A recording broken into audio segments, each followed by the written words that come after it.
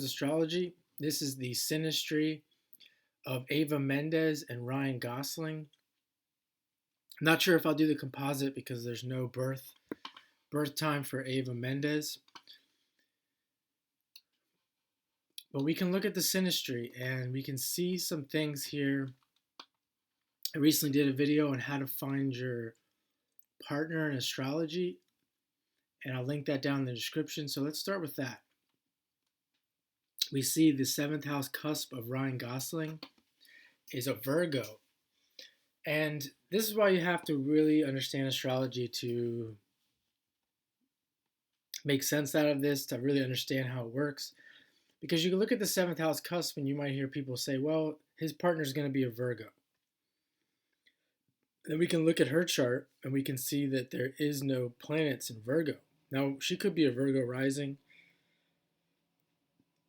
We don't know. But we don't really need that. We don't really need that information. We don't need to look at it like that. If we see the Virgo there, we might think, well, let's look at the ruler. The ruler's Mercury. So let's look at her Mercury. Or let's look at his Mercury. Well, let's look at her Mercury. So we go, okay, where's her Mercury at? So she's going to be, we could say, well, his partner's going to be a Mercury person. And certainly she has Mercury conjunct Jupiter in Aquarius retrograde. Mercury is exalted in Aquarius. It's also making a trine to Uranus, the higher octave of Mercury. And it's also making a trine to Saturn. So just with that information alone, we can see that Mercury is heavily emphasized in her chart. So who is Ryan Gosling going to be attracted to? Well, more likely than not, a Virgo / Mercury type person. And we could also see, well, what's on the 7th? What else is on the 7th house cusp there? And we see that Jupiter is in the 7th house, conjunct Saturn in the 7th house, near the descendant there. And where is her Jupiter? Well, her Jupiter is at 29 degrees, that critical degree for any planet. And when you see, I've seen many teachers, many Jupiter personalities have gurus, teachers have Jupiter 29 degrees. So we could say that he's attracted to someone who has Jupiter qualities, has maybe Sagittarius or Pisces emphasized. So we can start adding that up. We can see the Jupiter at 29 degrees, the Jupiter conjunct Mercury.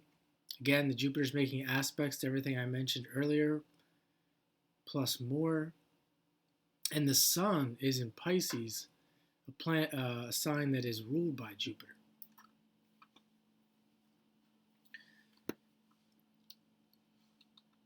And we can see that the Sun for Ryan is in Scorpio. And her Sun is in Pisces. So their suns are both in water signs. So far this is a pretty good match.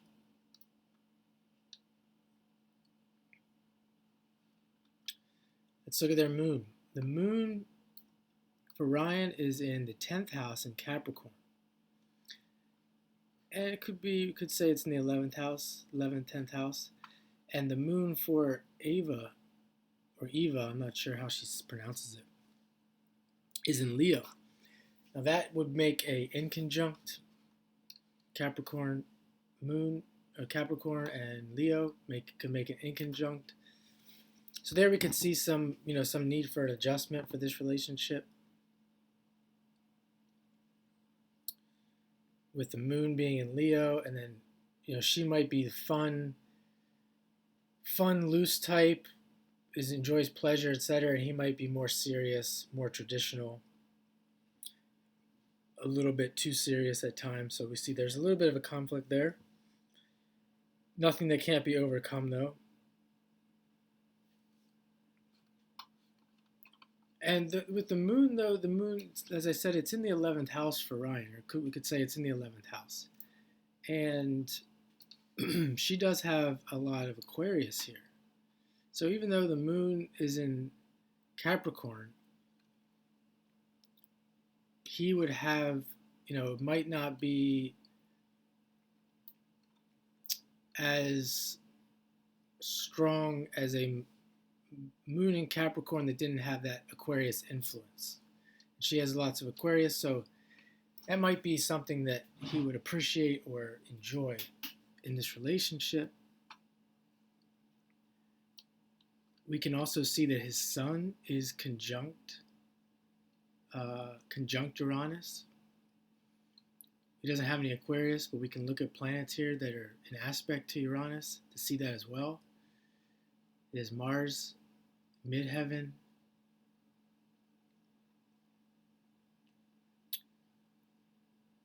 Pluto,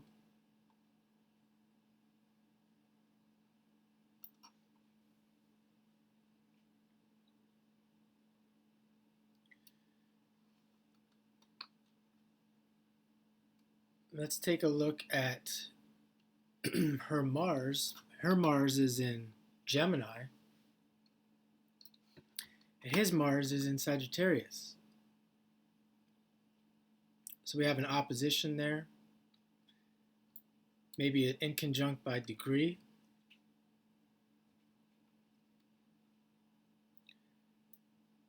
Even though oppositions, you think of, he's going to have his Mars in Sagittarius, she's going to have it in Gemini. Oftentimes that works because the two people can, the one person has what the other person needs, or what the other person needs to improve or evolve.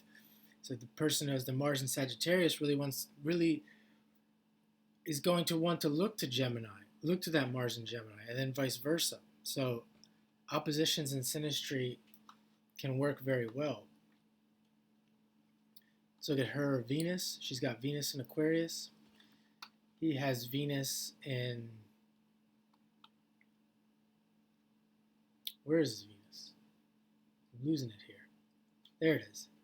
In Libra. So both Venuses are in an air sign. This works very well, kind of like that sun. So the sun is in water, the Venus is in air.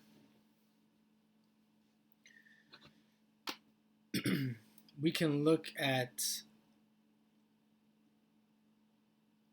him having a Venus moon contact, even though it's a square, would be good for relating to females in general. Just having that understanding of Venus more so than someone who didn't have any aspects, you could say.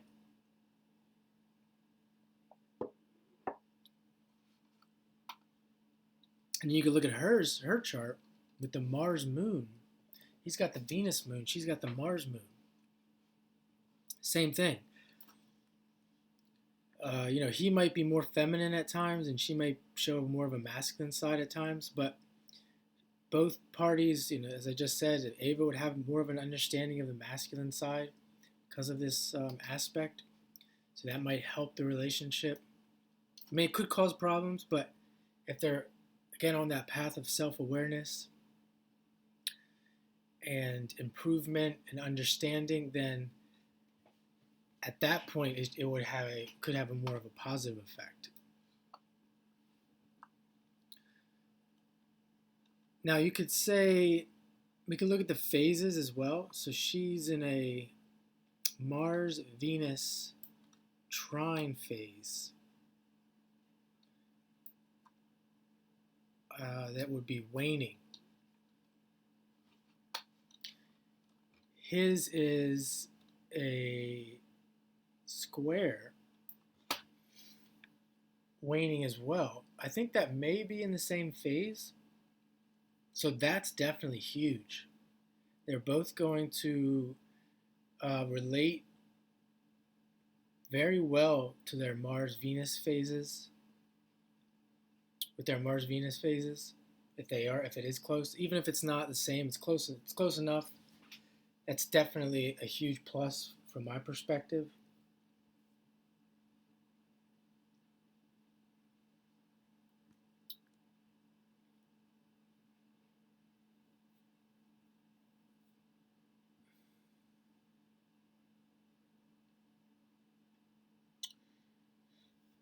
And his Mars, we can look at his Mars and her Venus. That's popular in astrology, popular astrology there. So Mars at 23 degrees Sagittarius. Her Venus is at 2 degrees. So not really anything there close, but probably not close enough. We can look at his Venus, 16 degrees Libra, and her Mars. They're both in air. That would be positive for an easy flowing energies there between those two planets. Same sign, but not close enough to make really an aspect. So that can cause, that can cause, some people would say that could cause some issues. That's not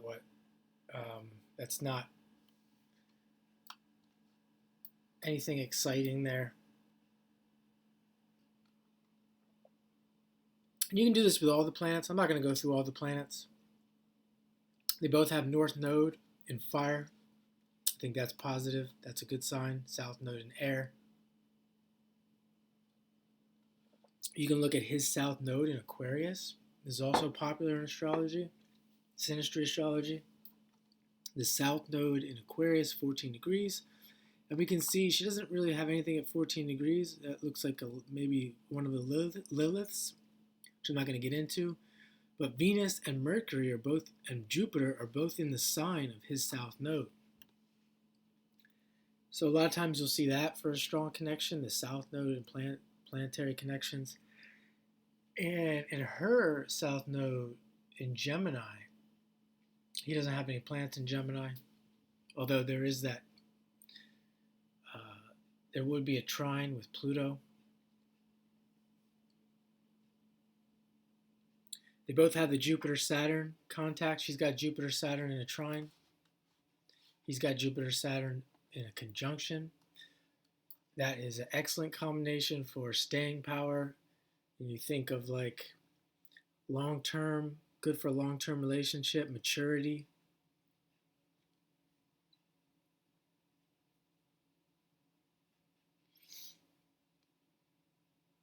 See if we can find anything else. They both have that Mars-Neptune. Mars-Neptune here in Ryan's chart. Conjunction. She's got the opposition. Very good for, they're both motivated by their imagination. We could say they're motivated and driven towards acting and artistry with that Neptune and Mars. So that is something that can definitely relate to. You can see through astrology. It's not just, well, they're both actors and actresses. They're both in the same field, so of course they would get along. Well, yeah, of course they would get along. They both have the same Mars-Neptune aspect. So I think that's huge.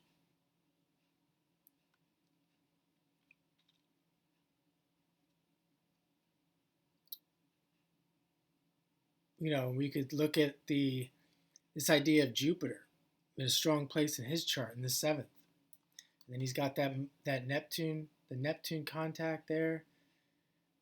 All the aspects, Neptune, Sun. We look at that Jupiter, as I said, the Capricorn, the Moon, the 10th, the 9th house emphasis, and then in her chart, she's got the Neptune, all that Aquarius that's ruled by Saturn, the heavy emphasis on Jupiter, the 9th house Neptune. I know I'm throwing a lot out there, but really what I'm trying to put all together here is that idea of Jupiter and Neptune being someone who knows better, someone who knows it all, a teacher. That idea of Capricorn being at the top of the mountain, they can relate on that. You could potentially have huge egos, and they could clash. They could clash based on that, or they could team up based on that. Again, that you see the negative where they clash, the neutral where it's like maybe back and forth, and then the positive where they team up on something and really take it and run with it and do something great with that energy. That big Jupiter, Neptune, big, expansive type energy. So I'll leave you there with that. That's the Synastry, little mini Synastry reading for Ryan Gosling and Ava Mendes.